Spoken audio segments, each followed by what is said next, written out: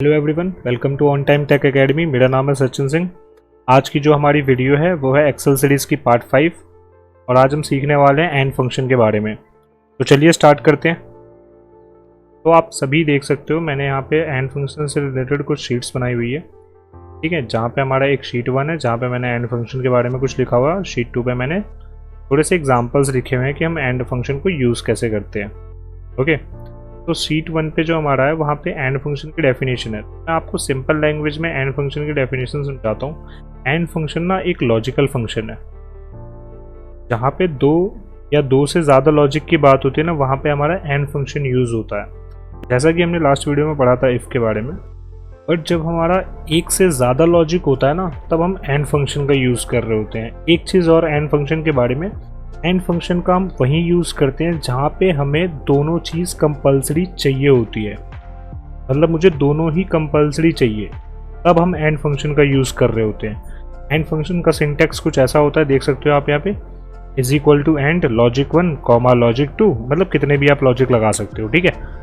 Clear? Okay, एक बार हम try करके देख लेते हैं। देखो, एंड फंक्शन का एक रूल और समझ लो आप।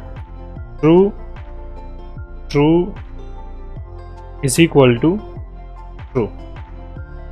Clear? True false is equal to false.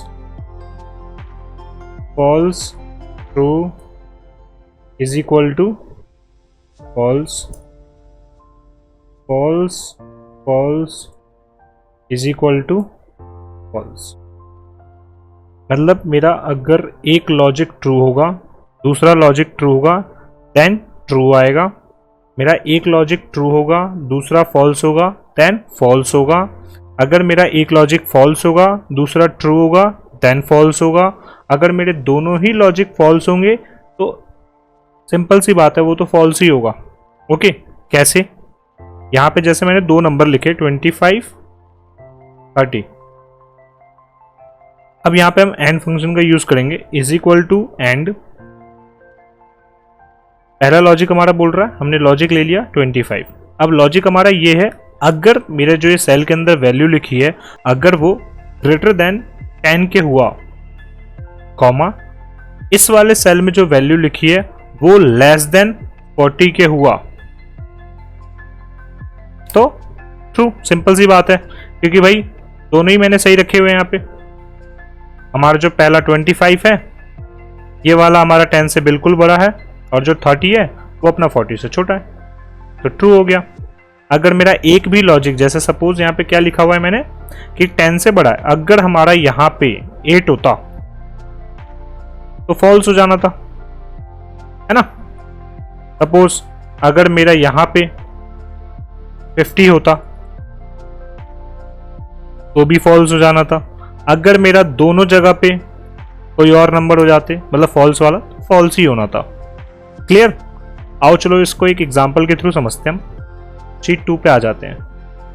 यहाँ पे हमारा पी टैक्स। अब देखो, ये बहुत छोटी सी शीट है। बहुत आप जब ऑफिस में जाके काम करोगे ना, तो वहाँ तो बहुत बड़ी बड़ी शीट होती है, बट मैंने कुछ छोटी सी शीट बनाई है आपको समझाने के लिए, ठीक है। तो यहाँ देखो, मैंने कुछ 5 बंदों के नाम ले लिए हैं, ठीक है, और उनकी कुछ सैलरी जो बेसिक पे होती है ना, वो लिख लिया है। अब यहाँ पे हम पी टैक्स निकालना हमें।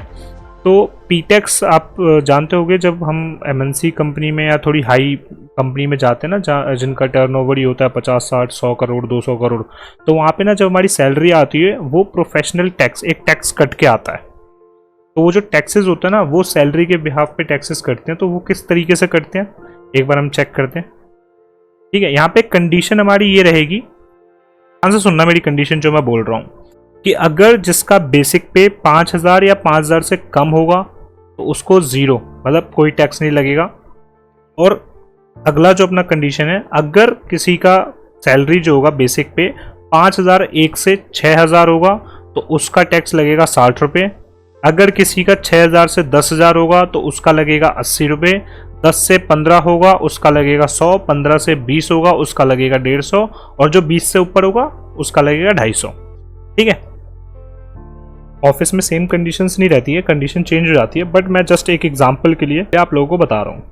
ओके, तो हम यहाँ कंडीशन रखना चालू करते हैं। पहली कंडीशन क्या थी, अगर हमारा जो बेसिक पे है वो 5000 से कम होगा, एक लॉजिक है, 5000 से कम होगा तो उसे 0 टैक्स भरना है, एक लॉजिक है।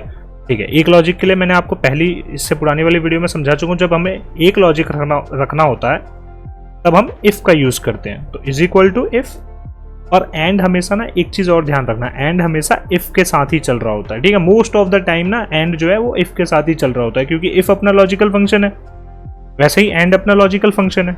ठीक है, तो इफ में हमने इसमें लॉजिक रख दिया पहला जो हमने बेसिक पे लिया था, वो अगर लेस देन और इज इक्वल टू हुआ 5000 के, कॉमा उसकी सैलरी टैक्स कितना जाएगा 0। डन, पहला कंडीशन डन। सेकंड क्या था अपना कि 5001 से 6000 के बीच में, है ना, 6000 हो या 6000 से अंदर हो, उसका जाएगा 60। तो दोबारा से हमारा लगेगा कॉमा इफ के साथ लगेगा हमारा एंड, क्योंकि दो लॉजिक है यहाँ पे, एक तो 5001 से ऊपर भी जाना चाहिए, 6000 से नीचे भी आना चाहिए, दोनों। मेरे को मतलब यहाँ पे क्या है कि 5001 से ऊपर भी 6000 से नीचे भी, मेरे को दोनों ही चाहिए। यहाँ पे एक का नहीं है, मेरे को दोनों ही चाहिए यहाँ पे, तो इसलिए हम एंड का यूज करेंगे। एंड में पहला लॉजिक रख दिया मैंने बेसिक पे को सिलेक्ट करके, अगर वो ग्रेटर देन 5001 से ऊपर हुआ, कॉमा दोबारा हमने बेसिक पे को सिलेक्ट किया, अगर वो लेस देन मेरा 6000 के हुआ तो ब्रैकेट क्लोज। एंड का जैसे ही हमारा काम खत्म हो जाए उसका ब्रैकेट क्लोज कर दो, कॉमा अगर हमारा 5001 से ऊपर हुआ, 6000 से कम हुआ, तो उसमें क्या हमारा टैक्स जाएगा 60 रुपये, कॉमा फिर से इफ। अब हमारी सेकंड कंडीशन क्या थी, थर्ड कंडीशन क्या थी, 6001 से ऊपर 10000 के नीचे, तो यहाँ पे भी दो चीजें आ रही है, तो एंड का यूज करेंगे हम। एंड लगा दिया। पहला लॉजिक क्या था मेरा, अगर मेरा जो बेसिक पे है वो ग्रेटर देन हुआ 6001 से, कॉमा दोबारा बेसिक पे लेस देन हुआ 10000 के, इक्वल टू का साइन जरूर लगाना क्योंकि इक्वल टू मैच करवाने के लिए काम करता है। ठीक है, ब्रैकेट क्लोज, कॉमा इसका टैक्स कितना जाएगा 80 रुपये, कॉमा फिर से इफ। हमारी नेक्स्ट कंडीशन क्या थी, 10001 से ऊपर 15000 से नीचे, यहाँ पे भी दो कंडीशन आ रही है, एंड का यूज करेंगे हम। यहाँ पे क्या हमने दोबारा बेसिक पे सिलेक्ट, ग्रेटर देन 10001 से ऊपर, कॉमा वापस बेसिक पे less than is equal to 15000, इसका टैक्स कितना जाएगा 100 रुपये, कॉमा फिर से इफ, फिर से एंड, क्योंकि हमारा एक और कंडीशन क्या था 15000 से 20000, इसलिए दोबारा एंड लगाया हमने। बेसिक पे ग्रेटर देन 15000 से, कॉमा वापस बेसिक पे लेस देन 20000 तक, एंड का काम खत्म, ब्रैकेट क्लोज, कॉमा कितना टैक्स जाना था इसका 150, कॉमा। अब हमारी लास्ट कंडीशन क्या थी, 20000 से ऊपर वालों को सभी को 250 देना है, 250 नहीं 200 देना है ना। तो लास्ट में दोबारा हमारे पास एक सिंगल कंडीशन आ गई, तो सिंगल कंडीशन के लिए हम नॉर्मली इफ लगाते हैं, एंड की जरूरत ही नहीं है हमें। इफ लगाया, दोबारा बेसिक पे को सिलेक्ट किया, ग्रेटर देन 20000 एक, ठीक है, कॉमा 200, ठीक है, एंटर। यह आ गया हमारे 100 रुपये, क्योंकि 15000 से ऊपर 15000 ही था ये, है ना। अब 15000 पे अपनी कंडीशन क्या लगी हुई है यहाँ पे, अगर 15000 से कम या 15000 होगा तो 100 रुपये। सभी का निकाल देंगे एक बार हम सिलेक्ट करके, कंट्रोल डी, आ गया। 15000 वालों को 100 देना था, 10000 वालों को 80, 5000 वालों को 0, 13000 वालों को 100, 23000 वालों को 200। नेट सैलरी कैसे आएगी, इज इक्वल टू बेसिक पे माइनस हो जाएगा पी टैक्स, आ गया। आई होप आप लोगों को एंड फंक्शन के बारे में समझ आ गया होगा। अभी एंड फंक्शन को और हम एडवांस में सीखेंगे, ये तो बस बेसिक था, अभी और एडवांस लेवल पे सीखेंगे हम इसको। आज के लिए बस इतना ही। आपको इस शीट की लिंक हमारे डिस्क्रिप्शन में मिल जाएगी, वहाँ से आप डाउनलोड कर सकते हो प्रैक्टिस के लिए। Thank you so much.